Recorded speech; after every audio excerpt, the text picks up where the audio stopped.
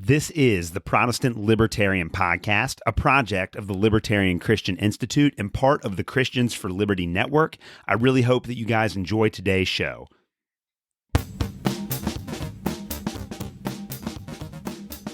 All right, guys, welcome to another episode of the Protestant Libertarian Podcast. My guest today is Dr. John Walton. Dr. Walton is professor of Old Testament Emeritus at Wheaton College and is the author of numerous books, including his very popular Lost World series, where he situates various parts of the Old Testament literature in their ancient Near Eastern context. His brand new book, out now on IVP Academic, is called The Lost World of the Prophets, Old Testament Prophecy and Apocalyptic Literature in Ancient Context, which we'll be discussing on the show today. Dr. Walton, welcome to the Protestant Libertarian Podcast. Great to be here talking with you. As I was telling you before the show, I'm really excited to have you on today. I have loved your work on the Old Testament, and this book was incredible. But before we get into that, just tell us a little bit about yourself, your background, and your work. Sure. I was raised in a Christian family, a fairly conservative Christian family. We did church. It's just kind of how we were raised. And I also learned the Bible from a young age. And so I was biblically literate. At the same time, of course, you can be biblically literate and still not quite know what to do with it all. And those are things you learn as you go. And so as I grew up, I learned more and more. I decided in college that I wanted to be an Old Testament professor and then pursued the appropriate degrees to do that. I did my master's at Wheaton College and my PhD at Hebrew Union College. So that's my academic path. I taught at Moody Bible Institute for 20 years. And then till my graduation, my retirement a couple of years ago, well, actually less than a year ago, I was here at Wheaton College, 22 years. So all during that time, I've enjoyed writing. Writing is an interesting kind of thing to do. I never viewed myself as a writer, but I keep having ideas that I want to share with people. And so that's why I end up writing, just to share ideas, give people some information they might not otherwise have, and hopefully some food for thought. Well, your newest book, The Lost World of the Prophets, it's a part of your Lost World series, which has been really good. And I've recommended a lot of your books to a lot of my listeners and to a lot of my friends and people in my church. Fantastic scholarship. Tell us a little bit about the Lost World series, and then what motivated you to write a book on the prophets within that series? The Lost World series has basically the idea that we can get the most out of Scripture when we can understand the cultural backdrop. We can understand what Israelites would have been saying to Israelites, because that's how this literature is written. They write with their culture in mind. They write with their language in mind. And so in the Lost World series, I'm trying to offer a close reading of the biblical text, but also trying to put it in this ancient Near Eastern context. And I believe that gives us just a little bit more information for reading the Bible faithfully, trying to get on the wavelength with those who were writing it under the power of the Holy Spirit. The prophets eventually seem like a logical one to include. I typically try to focus on those things that I find people in the church struggle with or maybe even misunderstand. And if I see a way that I can try to clarify some things for them, then that seems like a logical book. I have to tell you that we never intended The Lost World to be a series when I wrote the first one, but then we just kept thinking of other ones. And with each Lost World book, I typically said, this is my last Lost World book. And then something else would come up. So it's kind of turned into a series accidentally along the way. Well, I'm really glad that you wrote this book on the prophets, because I really do think that the prophets are kind of like the hinge on which the scriptures swing. Like if you don't understand the prophets, you really can't understand what comes before it or what comes after it. And the controlling metaphor that you have throughout your Lost World books for situating these texts in their ancient context is that they are all a part of a cultural river. So explain that metaphor of the cultural river and how that helps us better understand the text that we find in the Old Testament.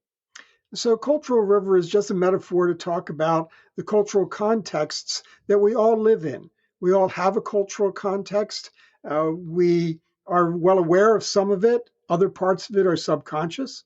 There are parts of our cultural context that we enjoy and appreciate and believe in. There are other parts that we don't care for and we wish that it would change, but it's all part of the cultures in which we live.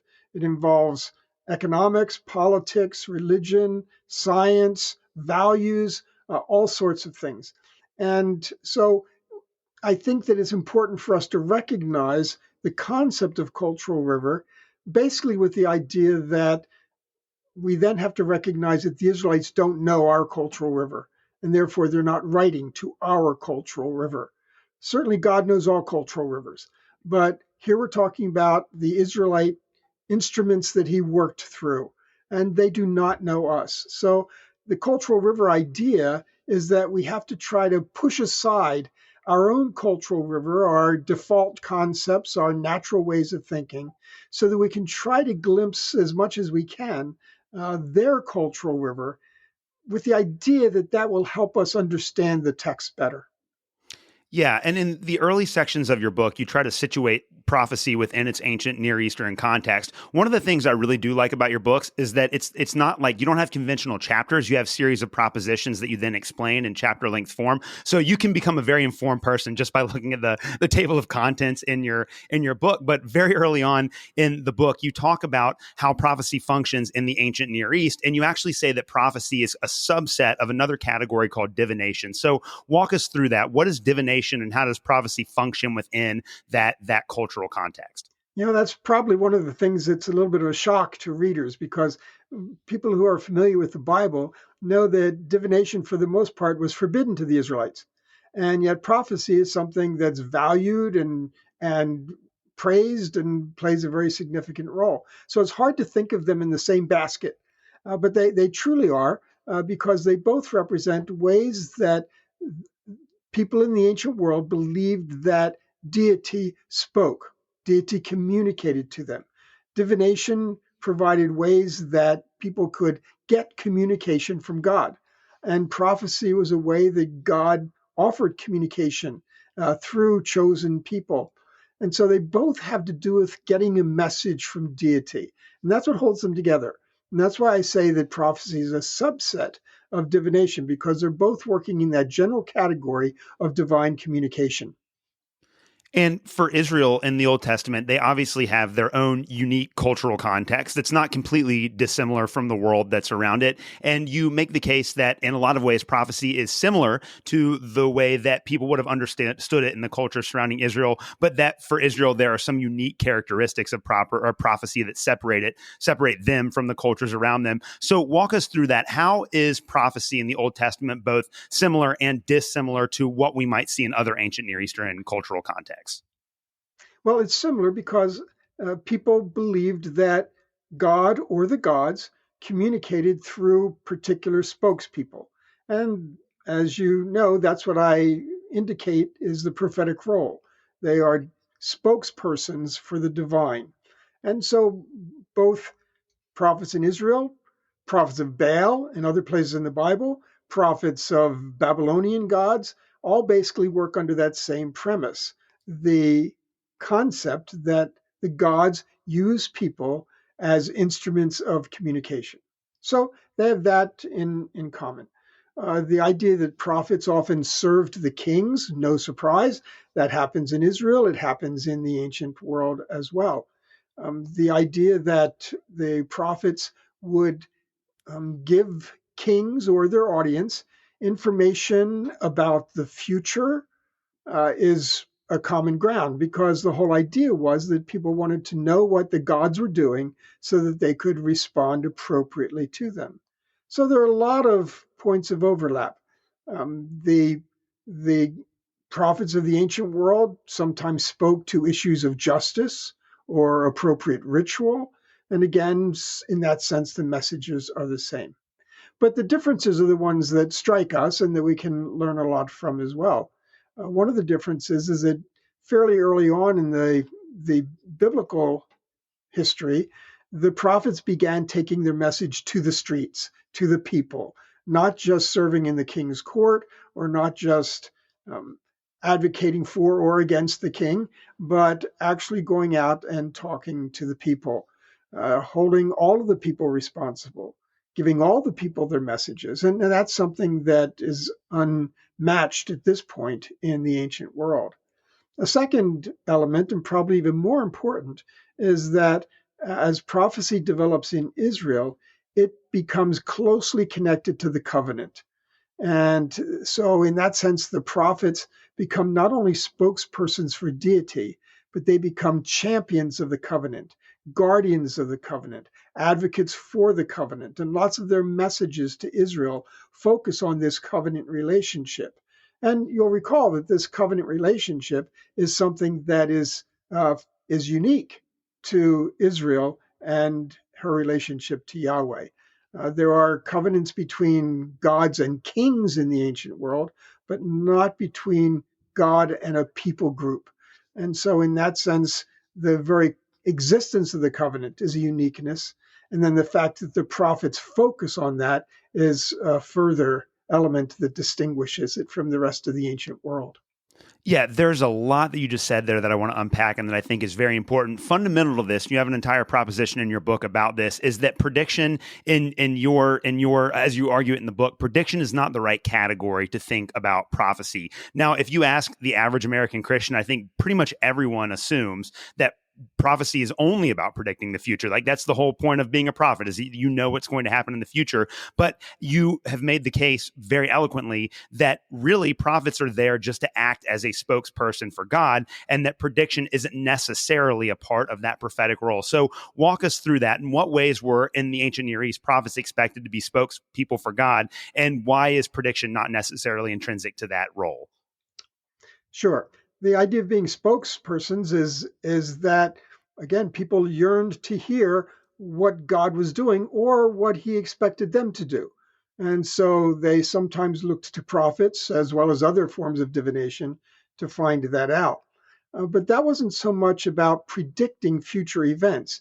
Sometimes it was more involved in opening up possible futures, opening up potential directions, suggesting that the course you're taking ends up here.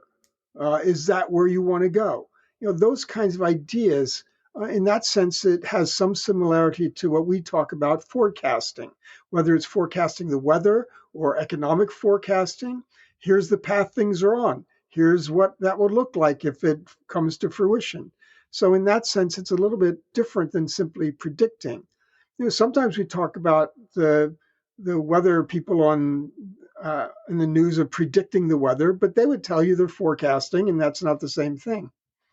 When we get to prophecy, we still often refer to predictive prophecy as if that is the primary characterization. And again, as you mentioned, I raise that as inherently problematic.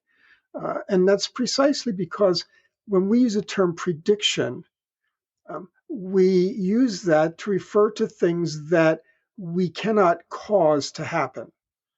So if I was going to say, I predict that in the next couple minutes, I'm going to hold up a book, and then I hold up a book, you wouldn't be very impressed.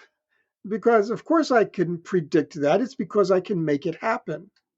And that's at the core of why I think the word prediction steers us badly when we think about prophecy.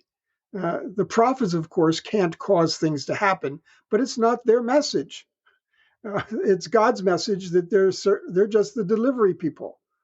Okay, so it's God's message. And of course, in some way, in some manner, God is always involved in causation. That means that we would have to say, according to proper use of language, God cannot predict. If prediction rules out causation, and God's always involved in causation, then prediction is simply the wrong word. Does God know what's going to happen in the future? Yes. Is that what he's trying to do, to predict it? Well, of course not. He knows, and therefore prediction isn't the appropriate word. So that's why I find the word inadequate, and I don't think it helps us to understand prophecy. The minute we start talking about it as prediction, we easily slide across to thinking about it as a promise.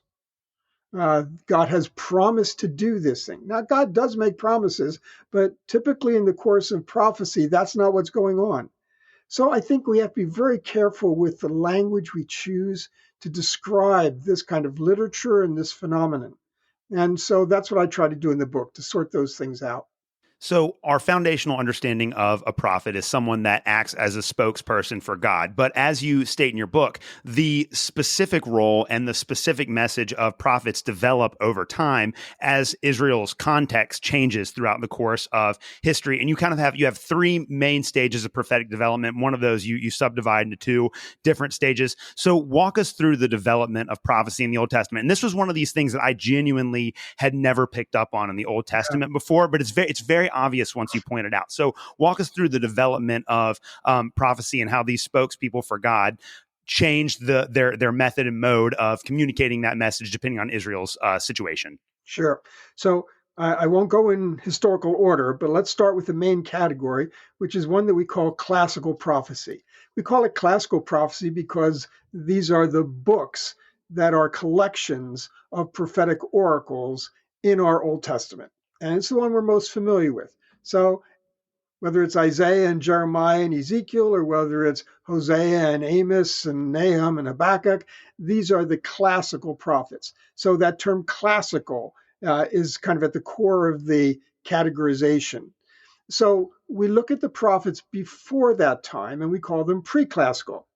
No surprise. Okay. Pre-classical prophets are the ones who don't have their oracles collected in books. So we know of people like Elisha and Elijah. We know of Samuel. We know of Deborah. These are all people who had a prophetic role, but who their oracles have not been preserved for us, except as they might show up in a narrative. But they're different on other counts as well. The pre-classical prophets like Elijah and Elisha, again, operated primarily in relationship to the leadership, to the king. And that changes once we get to classical prophecy. Isaiah, Jeremiah, of course, they still interact with the king, but they also take their message to the streets. And that's one of those differentiations. So, in that sense, pre classical prophets are much more similar to the prophets we find in the ancient Near East because their main audience is the national leadership. Sometimes they are the national leaders, like Samuel. But then, of course, he serves David and Saul. So we have that pre-classical category. So now we have two categories, pre-classical and classical. The subdivision comes in classical prophecy. And really, we can talk about a couple subdivisions to that. The classical prophecy occurs in its pre-exilic form, in which case many of the judgment oracles focus on judgment that's coming. When we get to the post-exilic form of classical prophecy in people like Haggai and Zechariah, then they've already passed the exile. And so their message takes a little bit different approach. They're still doing the same kinds of messages, judgment, instruction, indictment. So in that sense, similarities, but still because of the place in history, they have slightly different messages. And then, of course, eventually I get in the book to the category apocalyptic, which isn't really a category of classical prophecy. It's a separate category altogether. We'll probably get to that in a minute. Yeah, I really do want to get there, but I want to hang out on the idea of classical prophecy here for a minute because that is at the heart of the prophecy as we read it in the Old Testament. And so with classical prophecy, there is a connection between the covenant and the prophet. So I want you to draw out that connection, but there might be a lot of people in my audience that don't know exactly what the covenant is. So maybe we'll back up and explain what the covenant is, why it's so central to Israel's identity, and then what is the connection between the covenant and the classical prophets. Okay, great. So we're most familiar with the covenant as it's originated in the time of Abraham. So we look in Genesis chapter 12. God chooses Abraham, makes some promises to him, a land that become a great nation, and most importantly, that God was going to bring blessing through him. So God forms a relationship with Abraham and with his family, and we call that the covenant. The text calls that the covenant. And so that's the beginning of that. Of course, that eventually unfolds in Israel being chosen as a covenant people. They're Abraham's family, so there's some continuity there. But they now are a holy nation chosen by God to be his covenant people. Again, this is an unusual situation in the ancient Near East where that doesn't typically happen. The covenant is moving forward to establish what I consider two basic elements in the Old Testament meta-narrative, if I can use that term, the overarching narrative. One of them I already mentioned, and that's relationship. God forms a relationship that the covenant defines. But the other one is presence. That is, God forms a relationship with them with the intention of eventually dwelling among them. Of course, that comes about with the tabernacle and the temple, where God dwells in their midst. And so you have the covenant, which is the instrument for relationship and for presence. In the covenant relationship, God not only sets himself up as their God, he also sets himself up as their king. And so the exclusive nature of the relationship, that they would only acknowledge him, only serve him, only worship him, is very much connected to what we understand about kings and their vassals in the ancient world. Of course, we know that the ancient world was polytheistic, so they worshiped many gods. But when it came to a king and his vassals, those vassals did not have an option to be loyal to several different kings. It doesn't work that way. And so we see that aspect coming out in the covenant. The covenant then provided for relationship and presence. And in that process, it gave them a structure for ordering their society so that they would bring honor and respect to the reputation of Yahweh. And that was called the Torah. And we often translate it law, which is misleading. That's another of my Lost World books, Lost World of the Torah. It really functions more like wisdom than like legislation, and was bringing an order to their society that would bring honor to Yahweh. And so they were expected to be Yahweh's holy people by reflecting what Torah order called them to. Now, we also easily misunderstand this concept of holiness, because when we read, "Be holy, for I, the Lord your God, am holy," we think that it's a command, a mandate that we have to achieve holiness. But actually, it's not an imperative there, it's an indicative. And the idea is you are holy, because I said so. I'm holy. I've made you part of my identity. Therefore, you're holy. It's a status. They can't gain it. They can't lose it. They can't achieve it. And it's who they are. And they're supposed to live reflecting that identity, that status that God has given them. And so in that sense, they are called to a particular kind of life through the wisdom of Torah that leads them to understand their holy identity. That's what the prophets call them to. That's where they have failed. That's where they have done their own thing. They've not reflected well on Yahweh's reputation. They have dishonored him. They have been faithful. They have worshipped other gods, which is, in this context, like trying to serve other kings instead of your own. And that's the focus then of the classical prophets, telling them that that's what they've done wrong and what's going to come about because of it.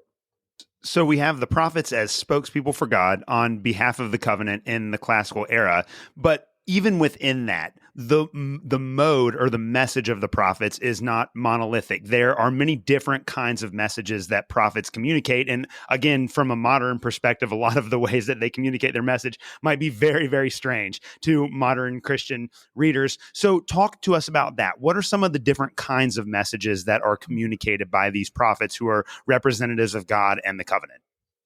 Okay, so we can sort that out a couple different ways. We can talk about the modes of their communication, and that could include sign acts.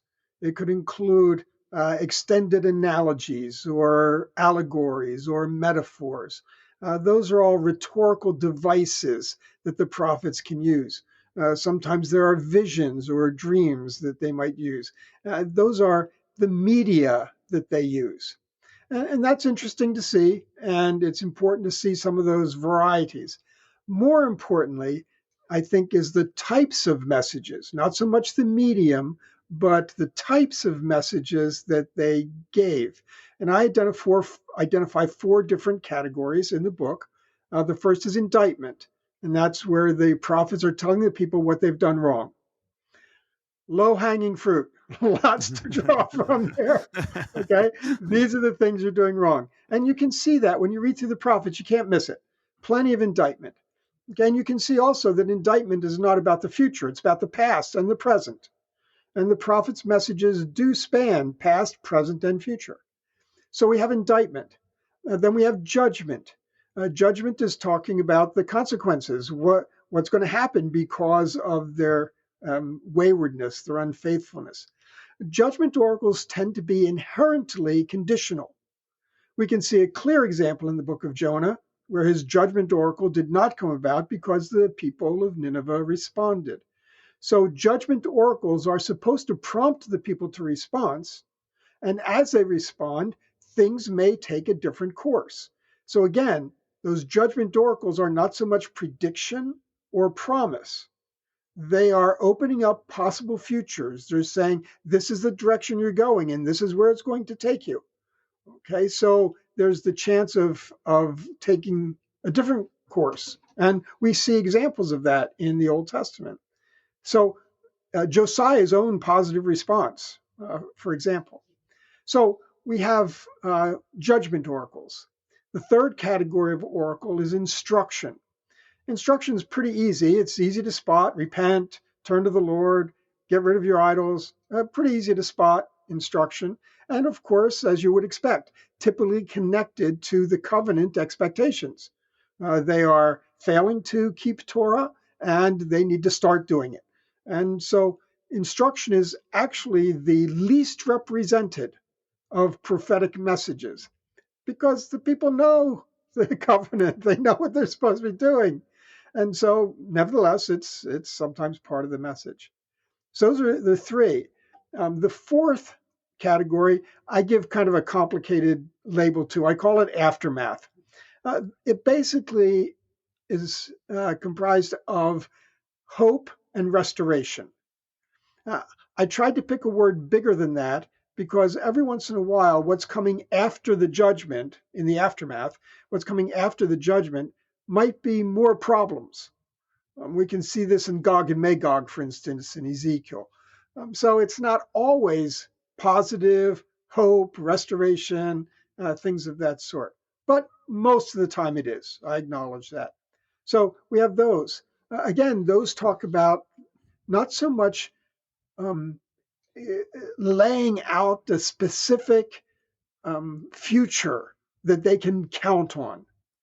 It rather paints the picture that God has not abandoned his people, that his covenant promises are still there.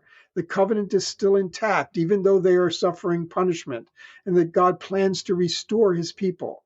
Again, this is about God's commitment, not about plotting an exact future. So those are the four general categories, and it's those four categories that help us read the prophets well. Anybody, regardless of their education, can pick up a prophetic book and have those four categories and pretty easily see how the prophet moves between them. It doesn't take an advanced degree or knowledge of Hebrew. Another issue that this one might be a little hard for some people to get their head wrapped around, but you're going to argue that the prophets are not generally the authors of the books that are attributed to them. And that's going to be something that might be, well, you see the book of Isaiah or Jeremiah, of course they wrote it because it's got their name on it. But you argue that in a lot of cases, the prophet themselves were not the writers of those books. And also that the prophets intended audience. So the prophet that's being recounted in the book has an intended audience that is actually different than the intended audience of the final work of literature. So this is where we're going to get into some of that, like, some of that textual and redaction criticism kind of stuff that can be really difficult to understand. But I think you did a really great job of explaining how that worked in your book. So walk us through how these prophecies might not have been written by the people to which they're attributed, and then also how the message of the prophet, or the audience of the prophet, might be different than the audience of the compiler of the prophecies. Sure. If we're going to consider the prophets as the authors of their book, we would need evidence to suggest that. Because, of course, we're in an ancient world context, and in the ancient world, cultures were hearing dominant, not text dominant. Your first impulse was not to write something down. Your best communication was not to write something down. Most people couldn't read, most people couldn't write. There were no libraries for people to visit, and therefore to write something down was not the way to get the message out. When you read the prophets, and of course that's our raw data, they are speakers. They go different places and they talk. And it does not typically portray them as writers. We have the one well-known example of Jeremiah, where after he is banned from appearing in the court, he still needs to get his message there. So he has to dictate it to his secretary, Baruch, who then takes it into the king's court and reads it. But that's still oral presentation. Jeremiah is there not writing his book. He's just dictating his oracles so that Baruch can read them before the king, who then, you'll recall, destroys them. Okay, so that's an exceptional scenario. We get very little indication elsewhere that the prophets are recording their messages in writing, or that those messages are somehow being accumulated. They must have been, but of course they can be passed down orally. Maybe they were passed down in documents. We do get the impression in the ancient world that if there was a prophetic saying that the king thought might be important, he would have it recorded and preserved in an archive. But that's not being collected for anybody to read. That's just so they have it for the record. So we can't start with the assumption that, well, of course the prophets wrote their books. There is no of course there. There's no reason to think that they did. There's no claim that they did. The books that we have, of course, these are the classical prophets. The books that we have are collections of their oracles, sometimes over a lifetime of ministry activity. The general mode of thinking today among scholars is that the most likely scenario for those to be collected into the books we have would have come in a later generation, when they had started to see the power of those prophetic messages. And so they said, wow, these really resonate with the authority of God. We better get a hold of them all and collect them. And so the general consensus is that those collections that we have as books would have been made in a later generation. Now, if that's true, and of course we can't prove that's true, but if that's true, then the group that those prophecies are being collected and written for is a different generation, and therefore, to some degree, a slightly different audience. It's not the people that were standing there listening to the prophet in the gate or in the temple courtyard. So in that sense, it's a different audience. It may still very well be an Israelite audience, of course. We assume that it is. It may well still be a pre-exilic audience, but maybe it's post-exilic for a pre-exilic prophet. That's certainly possible. So in this case, we just have to consider it possible that the book is being collected at a later time when new events have come into play. And they can start making connections between what the prophet's message was and how things have unfolded in their particular time. Again, here we're just talking about possibilities. We can only talk about hypothetical because we don't know how that actually took place. Another really important methodological issue that we have to address before we can understand how the writers of the New Testament use Old Testament prophecy is distinguishing the prophetic message from its fulfillment. And you make the claim in the book that oftentimes prophetic messages can be fulfilled in ways that were completely unexpected by anyone that heard the original prophetic message. So what do you mean by that? Okay, so if you didn't know the New Testament at all, didn't have the New Testament, even put yourself in a time period before the New Testament, and you looked at these prophetic messages. Um, there's some of them that you would say, well, that doesn't have to do with the future at all. That's talking about the past or a particular time period scenario. And so only a certain number of them would be thought at all to have to do with the future. And some of them perhaps had already taken place, the judgment at the Babylonian exile or something. Okay, and so you'd have this certain corpus that you thought, well, these might still be fulfilled in some way or another.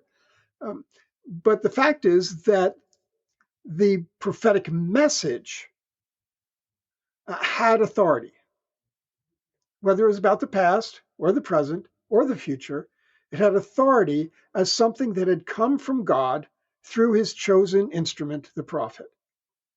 That in itself made it worthwhile.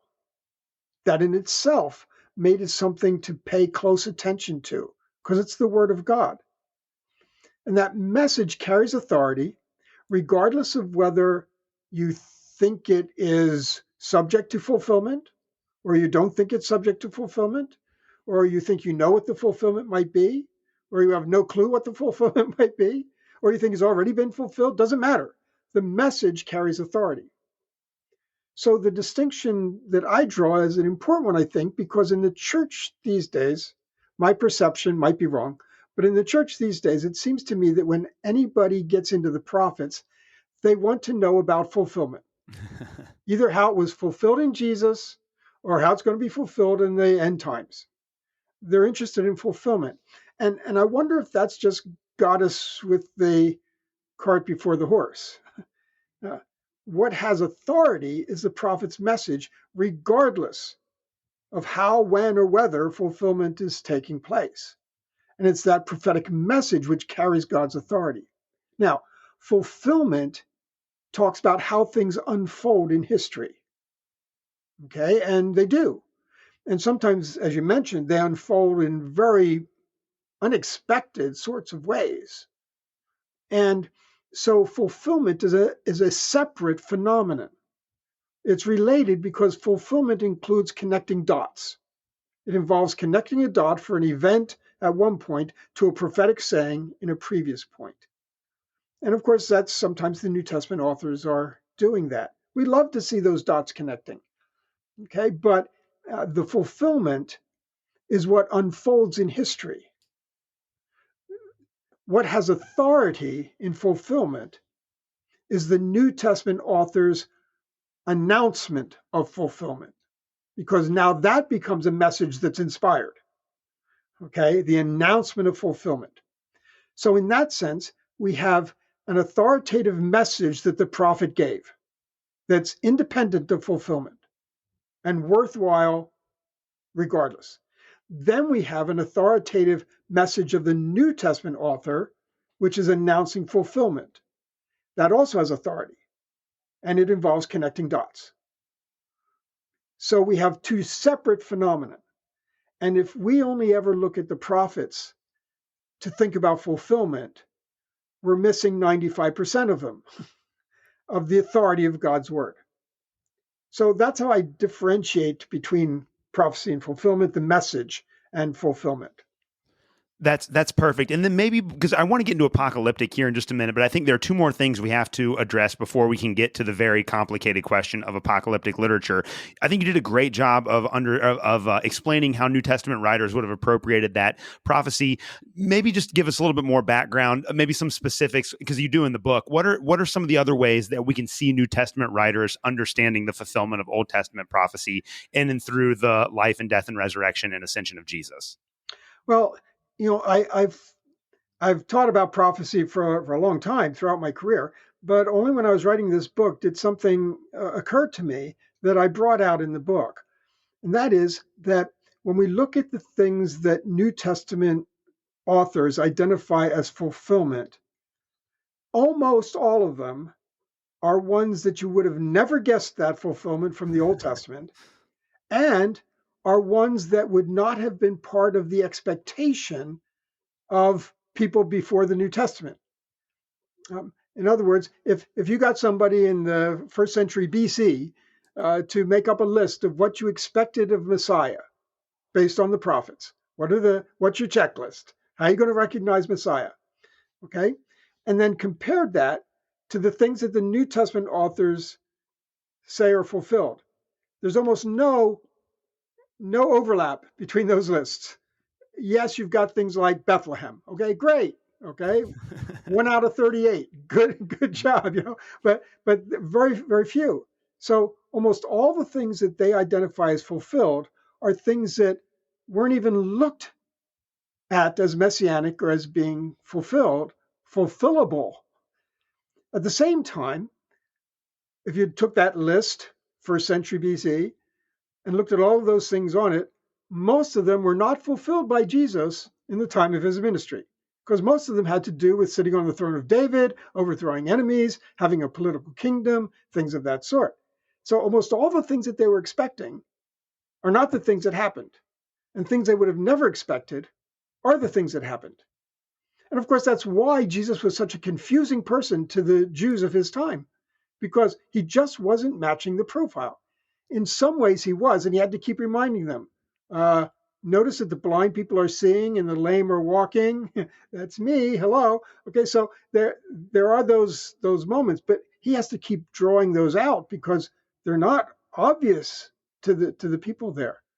And so I think that's really important for us to recognize that distinction in terms of how fulfillment takes place. And above all, I think that ought to really warn us all about thinking we know exactly how fulfillment is going to take place in the end times.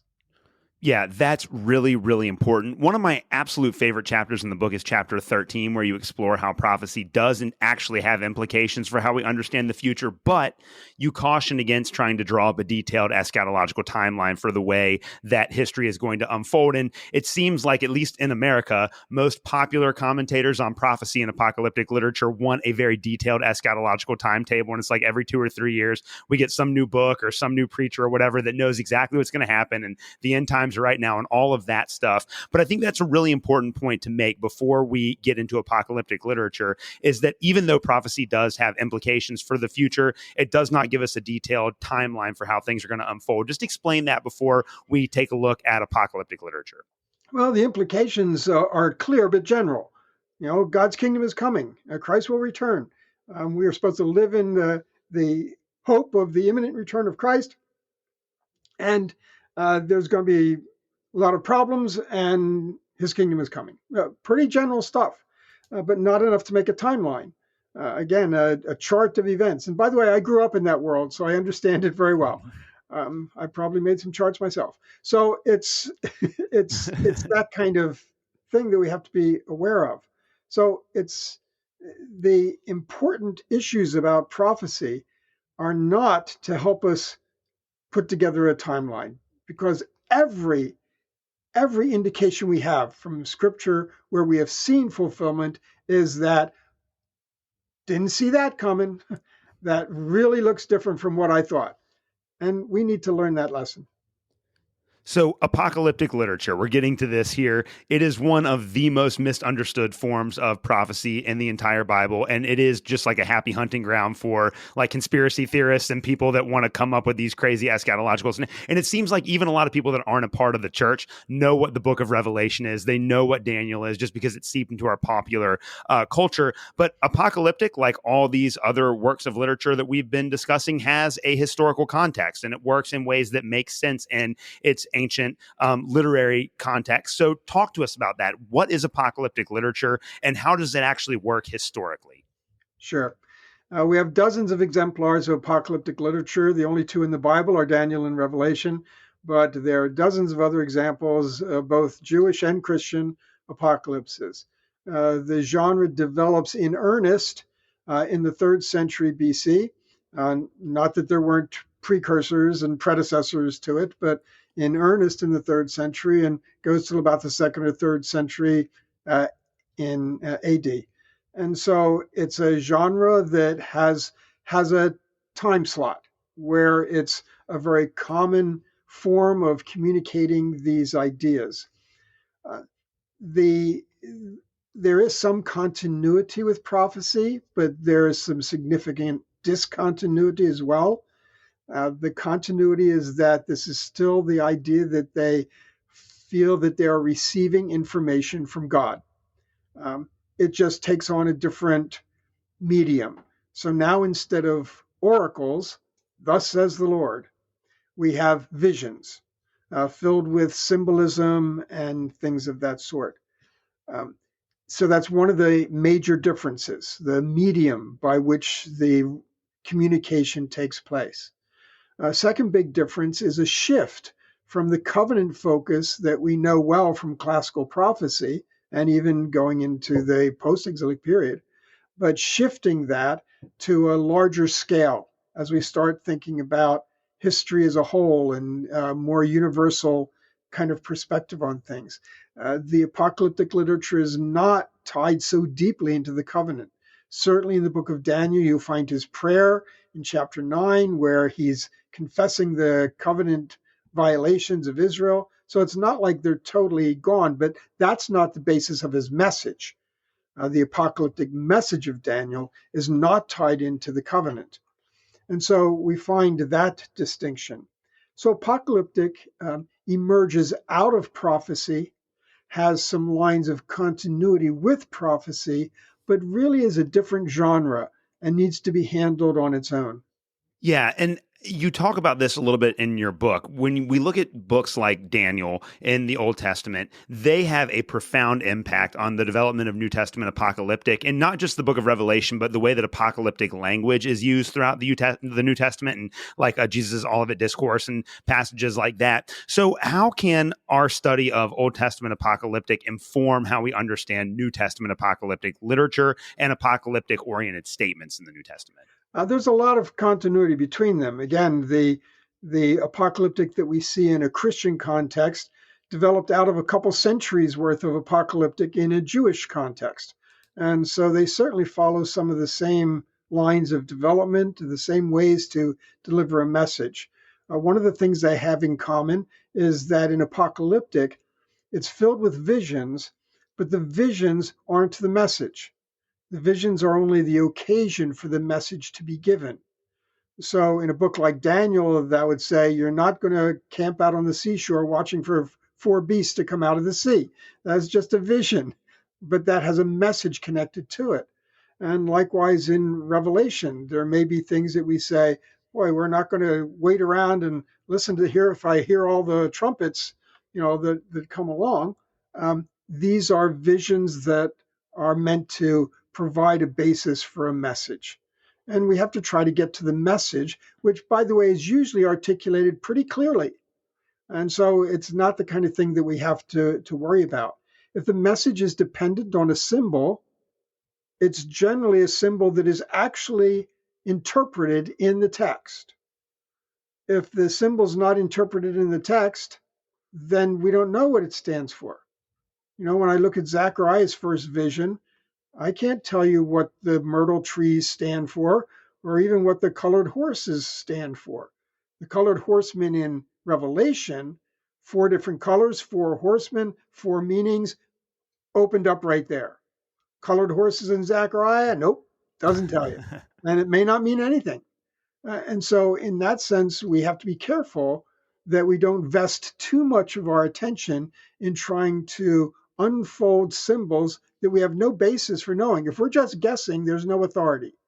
That's always my basic premise. If we're just guessing, there's no authority. And I'm after what has authority, not after what somebody's wonderful imagination can develop. So I'm going to look at the symbols that are interpreted in the text. And if they're not, I'm not going to spend a lot of time on it. Yeah, I love that explanation there. Well, there are a lot of people that are with you on prophecy, and I think that this has been an incredible summary of the way that prophetic literature works throughout the Bible. But many of my listeners might be wondering, well, what do we do with this as Christians in the modern world? And you had a really great quote on page 162 of your book that I want to read, where you state that, and this is the quote: prophecy is about what God has done and will continue to do in this world. So, as Christians, how can we faithfully and productively read and apply the message of the prophet? Well, the first thing is to focus on the message, not just focus on fulfillment. And as I said, the messages come basically in four categories. And I have a section in the conclusion of the book where I talk about each of those four and what they can mean to us as Christians today. We can learn about the indictments against Israel, even if we're not guilty of the same ones. We can learn about the judgments that God brought on Israel, even if that's not judgment coming on us. And we can learn God's God's faithfulness to His people and His ability to restore and to continue His covenant relationship. There's all sorts of important things that we can learn in that sense. We're learning about God and His plans and purposes. Prophecy unfolds how God is working out those plans and purposes. And our job is not to predict what is going to happen in the future. Our job is to be participants in God's plans and purposes, whatever future that leads us to. And that's what we can start to learn better as we read the prophets. Well, I think your book, The Lost World of the Prophets, is like the best one-stop shop if you want to understand kind of the general overview of Old Testament prophecy. But obviously, these issues are very complicated, and you've dedicated your entire life to researching these issues. So for people that want to learn more about this and want to do more studying, what are some other resources that you would recommend for people that want to dive into Old Testament prophecy and maybe even the Old Testament in general? Sure. Well, of course, I've written a couple textbooks for Old Testament. Old Testament Survey is one of them, and Old Testament Today is another one, if people want to get into the Old Testament in general for the content. For interpreting the Old Testament, I've got a book called Wisdom for Faithful Reading, Principles and Practices for Old Testament Interpretation. There is a unit on prophetic literature there that will pick up some of the key things that are also in this book. So those are places where you can get some basic orientation and try to understand directions to go. For understanding the Israelite backdrop, I've got a book called Old Testament Theology for Christians that can also help people out. If you want to try to go more deeply into prophecy and understand it better, a couple different ways you can do that. You can become acquainted with ancient Near Eastern prophetic documents outside the Bible. A book like this one, which is Prophets and Prophecy in the Ancient Near East, is just a compilation of those prophetic oracles from the ancient world with an introduction and discussion. So you can do something like that. I depended a lot on the work of Marty Nissanen. This is his book, Ancient Prophecy, Near Eastern Biblical and Greek Perspectives. I know it's a really freaky cover, but at any rate, but Nissanen is one of the true experts in ancient Near Eastern prophecy, and so he has a whole chapter on this whole idea that the prophets were probably not the authors of their books that we talked about. A book that in my book you see quoted a lot is John Barton's Oracles of God. This is a little older piece, but very worthwhile. Some very good insights in that. And of course, if people want to look more into the larger category of divination, there are a number of books. This is the one I would recommend, I guess. Stefan Moll, The Art of Divination in the Ancient Near East. So a book like that can help people understand the broader scope of divination. And of course, he discusses prophecy in here as well. So those are some different ways people can go about it, getting in deeper. Well, Dr. John Walton, this has been an incredible conversation. I've been really excited about this one for a long time. Thank you so much for coming on today. Before I let you go, where can people find your work? Anywhere. I mean, I've got maybe 30 to 35 books, and you can see them on Amazon, or you can go to the publishers' websites. InterVarsity has published a lot of them, but also Zondervan and Baker. And I'm currently doing a 2-volume commentary on Daniel for Erdman's. Lots of different places you can find it. I do have a website just on Wheaton College website, and you can look me up there and find some titles there as well. Well, Dr. Walton, thank you so much for coming on the show today. My pleasure. Great to have the discussion.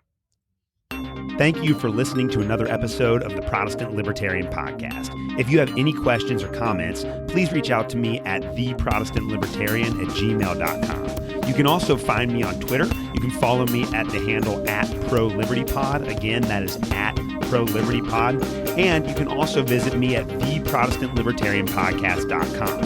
At theprotestantlibertarianpodcast.com, you can also support the Christians for Liberty Network and the Libertarian Christian Institute. Thank you guys so much for listening to this episode, and we will see you next Tuesday.